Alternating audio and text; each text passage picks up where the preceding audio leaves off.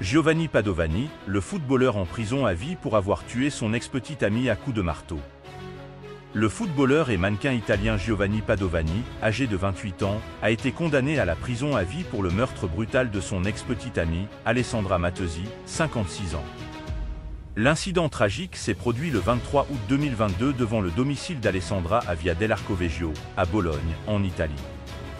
Les rapports révèlent que Padovani, ancien défenseur central de San Cataldese, a lancé une attaque vicieuse sur Alessandra. Les faits.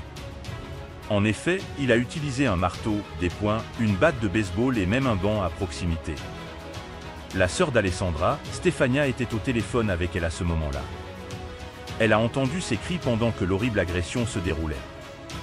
Le tribunal a appris que Giovanni Padovani, après avoir reçu l'ordre de son équipe de ne pas assister à une séance d'entraînement, s'était rendu à Bologne et avait guetté Alessandra devant son domicile.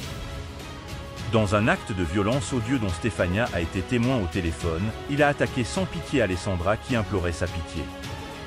Bien qu'Alessandra ait d'abord survécu à l'assaut, elle a succombé à ses blessures plus tard à l'hôpital. Les rapports suggèrent que le couple était ensemble depuis environ un an mais vivait séparément, Alessandra résidant à Bologne et Padovani travaillant en Sicile. Giovanni Padovani au cœur d'une affaire de violence conjugale. La relation s'était détériorée, marquée par des cas de violence domestique et de harcèlement. Alessandra avait dénoncé Padovani aux autorités pour harcèlement après leur rupture. Malgré les efforts d'Alessandra pour obtenir une protection, Padovani a continué à la harceler sans relâche, ce qui a abouti à ce meurtre tragique. Au cours du procès, Giovanni Padovani a tenté de minimiser sa culpabilité en invoquant des problèmes de santé mentale.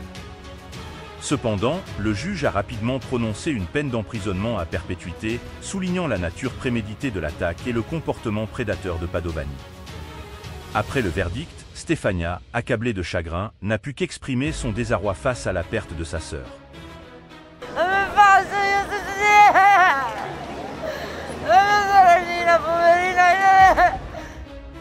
Lomé Actu.